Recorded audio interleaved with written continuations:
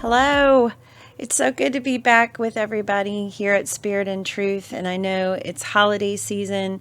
Everybody is totally overwhelmed, and that is to be expected, actually. But anyway, I thought I would talk about something not holiday related at all. However, the stress and the overwhelmness, and oftentimes the feeling of not meeting expectations, I think that's a year-round kind of thing, and that's kind of what I wanted to talk about in a kind of a strange sort of twist.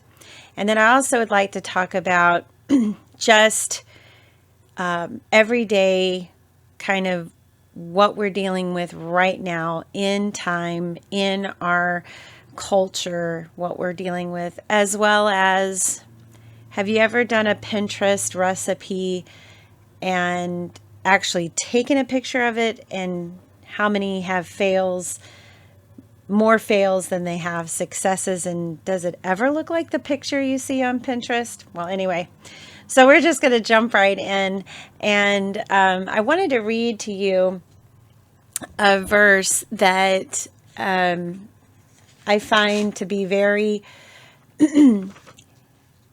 I guess it would be unassuming, or not unassuming, probably more not exactly what you think it is, I guess. If you first read it and you just read it for what it is right off the page, it speaks to you one way, and then when you look at it through the context and then through the lens of Christ's atonement, it's a whole other picture.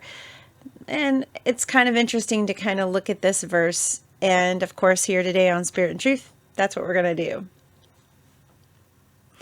Isaiah 35:8 says, "And a highway will be there. It will be called the way of holiness. It will be for those who walk on that way.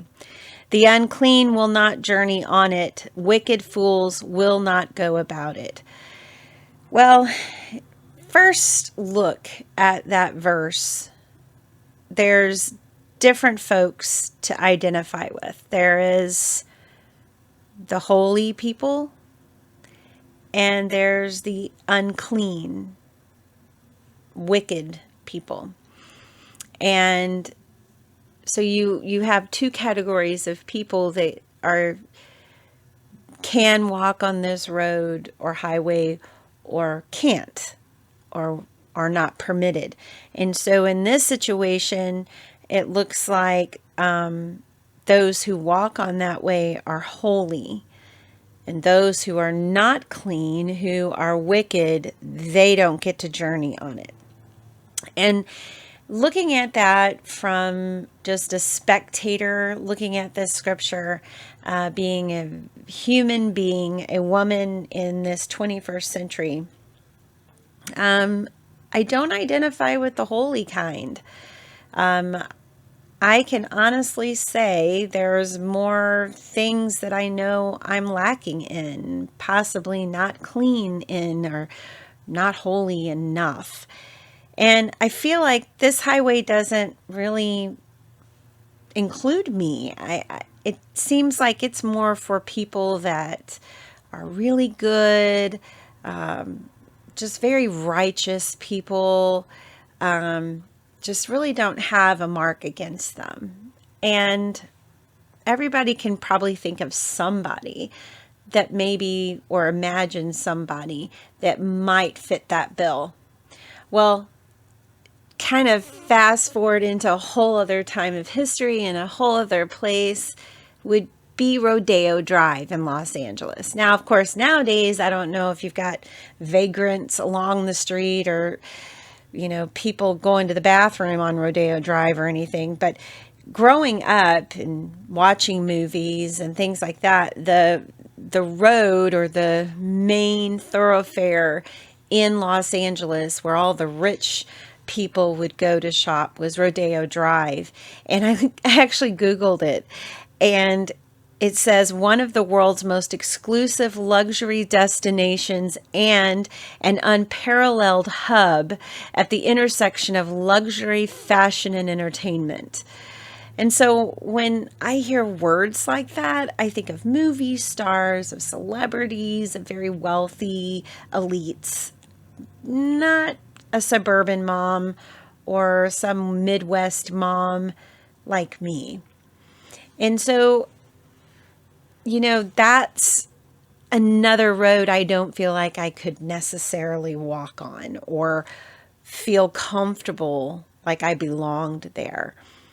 And so Isaiah 35:8, well, it's obviously not Rodeo Drive. However, it is a highway, it is a roadway, it is a holy roadway. And probably in theory makes Rodeo Drive kind of like insignificant. However, it's kind of the same feeling. And I begin to ask myself, well, how can I be considered somebody worthy enough to walk on this highway? How can I become clean, or how can I not be wicked? Well, Jesus did give a total instruction on how we can become righteous, not in our own way, in our own eyes, but actually in His eyes. And the first part of it is just recognizing the lack of us being able to reach the goal of holiness, to be able to reach rightness with God. We actually can't. There is nowhere that we can. Romans 3:10 says in the New Testament, it says, there is none righteous, no, not one. There is no one that understands God. There is no one who seeks God. So even those of us who claim to be Christians or identify as Christians or identify as peace-loving, good people, we still aren't good enough or right enough to even be qualified as somebody who's seeking God or understanding Him. I mean, that's kind of tough because I'm in school to learn about God, to study God. I've been a Christian for 46 years, or 46 years, 43, somewhere, 4 decades at least. But this scripture basically says that all of that is nothing, counts as no righteousness, nothing at all. And so we know then that there's so there's nobody. So that eliminates the elite. It eliminates the movie stars, the celebrity status, the saintly people that never do a thing wrong. There isn't anybody. And now all of us down here on the low end, well, we're on the same playing field as everybody else, even the people on Rodeo Drive. Then it says, for all have sinned and fallen short of the glory of God. Everything we're doing to become good is missing the mark. We're missing the mark, not by a hair, not by, an arm's length, a whole lot. We are missing the mark completely. So there is none of us that are good enough. And even if we were able to at least count for trying, we're missing the mark fully. Not even close. But then it says in Romans, in that same whole list of verses in Romans 5:8, It says that, but God demonstrates his love toward us, that while we were sinners, Christ died for us. Christ died for us. Christ made the way for us.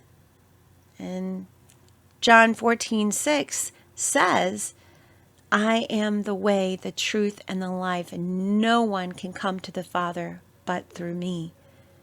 He's the way. Isaiah says there is a highway. Maybe there's a connection. There is. There is a highway that will be there. Jesus says, I am the way. It will be called the way of holiness. Jesus is the righteousness. He is the sacrificial lamb. He is the one that atoned for our sin, for all the bad stuff we've done in our life, the kind of crappiness we can produce. Jesus paid for that. Jesus paid for that. That's where in Romans 6:23, back in the New Testament, it says that for the wages of sin is death, but the gift of God is eternal life. It's that holiness. It's that place of cleanness in the presence of God. So now when I think about all that, I take that in and I look at Isaiah again. Well, I ask myself the question, well, do I believe that Jesus is the way and the truth and the life? Yes, I do. Do I believe I have to give him my life and recognize my sin, the bad stuff I've done, said, thought, just all of it, I've given it over to him, knowing that he paid the price for it? Yes, I have. Then I can mark myself off on that list. The unclean will not journey on it. Wicked fools will not go about it. I can mark myself off of that list. I'm on the holiness list. So can you. You can be on the holiness list. You can walk on that highway. You can be in the presence of the way, the truth, and the life, the very one, Jesus Christ. So you might ask, well then, how does that correlate here with this overwhelmness and the stress of the season and stuff like that? Easy. The catchphrase for all the Christians at Christmas time, Jesus is the reason for the season. Well, Jesus is the reason for living. We can't do this life by ourselves. It's impossible. I've tried. I've tried to do things in my own will, my own strength, and I have utterly failed. But with Jesus, I'm surviving. I'm making it. I'm able to catch the beauty in things that I never would have experienced if it weren't for Jesus.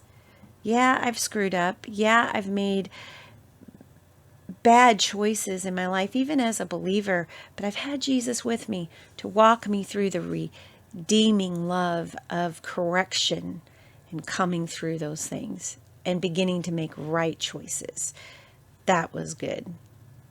Well, okay, so our day and time right now in this culture and in this world, well, we're still in the COVID funness of Omicron and Delta and all of these things. In some countries like Australia and others that are just losing their crap over vaccines. And more we're beginning to learn that vaccines don't keep us from getting COVID, and they can actually still there can be transmission from a person that's vaccinated to another person. It can still happen. And so vaccines in of themselves are starting to lose the terminology of what a vaccine really is, and actually is more of a therapeutic, but more experimental. There are people that don't trust it, and understandably so. There's a lot of politicizing and a lot of governmental influence and force that is causing people to fight back, causing people to refuse to take a vaccine. But also, there are just people out there that just want things to be back to normal, businesses to be able to function like normal. And yeah, we all want that too. However, the world is changing, and there's a part to all this change that is really part of the plan. Yeah, we've got some bad actors in the wind that are wanting things to go a certain way, to have a global reset, to have more control over people, and be able to be more in a communistic or socialist kind of environment. And some people are for that. Many here in America are not. Parents have awakened to not awakened to become woke, but they're awakened to the wokeness of their school districts, of their colleges, universities. People are beginning to take stances against the tyranny, against the corrupt teaching that is trying to divide and manipulate people based upon their race, to centralize on one group of people, such as unvaxxed people or non-boosted people, on Christians, on whites, on blacks. Everything is being divided because they know if you want if you want a country to fall, you got to divide them. Divide and we fall. United we can stand. So that's kind of where we are in the culture, which is pretty unfortunate. However, God is right there, and He's right in the middle of it, and that is awesome. Also, about that Pinterest recipe stuff, I've been making some recipes off of Pinterest, and I will have to say most of them actually taste really good. I haven't had one fail taste-wise. However, there's some really neat pictures out there that make you go, "Ooh, I want to make that." However, I don't really ever have it come out looking like the picture. So I think we need to have a posting of people's Pinterest successes and Pinterest fails. However, if you're a family of many like mine, you do need to do some meal planning, and that's what we've been having to do. And just trying to make ends meet. Grocery costs due to inflation have gone up pretty high. And so we're just trying to make do with what we have and be good with that and have yummy food to, on top of it all, of course. This last week, my husband made these Hawaiian chicken sandwiches, and they were on the little Hawaiian rolls, and it was phenomenal. Everybody loved it. They thought I made it, and I didn't. But it was him, and it was from a Pinterest recipe. It was more of like a slow cooker, and instead he didn't realize it was like for hours long, so he used the Instapot, and it turned out great. Instapots are your friend. I mean, we have thoroughly enjoyed ours. There's now more newer ones with like the air fryer thing part of it, and that sounds pretty cool, although I think I would probably, technology-wise, would have an epic fail because it just overwhelms me thinking these two type of entities working together. But anyway, so Pinterest has been a fun thing for me on my phone. I just flip through, and I've been texting myself recipes, and then I just go into my text and look through the grocery, like the ingredient list to see what it is I need to to get from the grocery store. So that's made it doable, especially with us having a very busy family and working and things. So that's been really helpful. I'm trying to think of another thing that might be kind of a fun deal.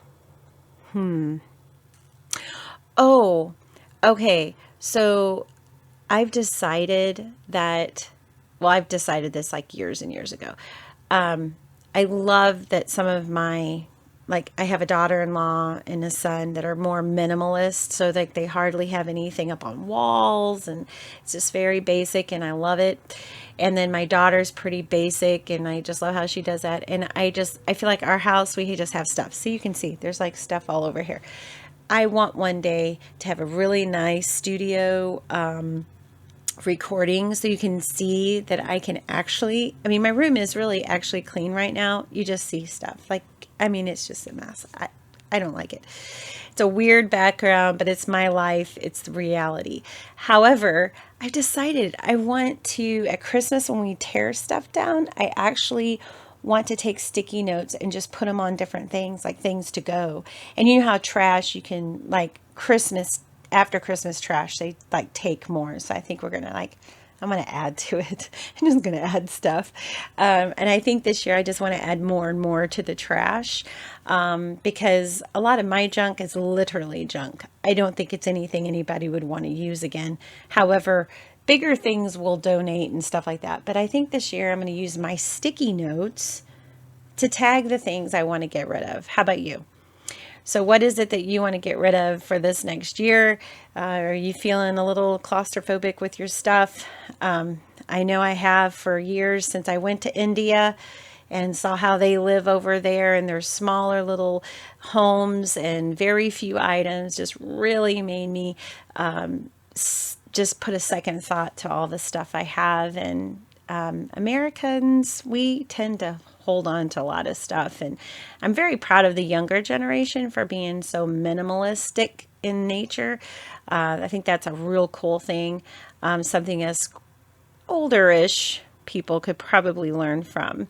But anyway, well, I guess this is it. So just remember, if you know Jesus, you're on the holiness highway. You can walk that road. If you don't know Jesus and you want to get to know him, I just gave you the plan. You can walk right through it. Recognize that Jesus has died for your sin, rose again to conquer death, and he is wanting to have a relationship with you. Jesus is the reason for living. If you feel like everything else has gone to pot, isn't working in your life, he is the one that can give you purpose, give you a plan, help you move through your life. You can find that in him, and you can certainly contact us at Restoration Project Worldwide. We want to talk to you, pray with you. We also have a prayer place on Facebook. That is another entity that we have that you can tap into to have someone pray with you, post prayer requests. We also have Restoration Project Woman page on Facebook. That's my dog. See, there you go. So you can find us. RestorationProjectWorldwide.com is our website, but we are out there and we're trying to get more with our YouTube channel going and things like that. So you know what? This is living. This is me, and it's living life. And as long as we're living life, we got spirit and truth. Y'all have a great night, a great day, a great morning, a great week, month, whatever. Know that we're praying for you over here. Have a great day. Bye.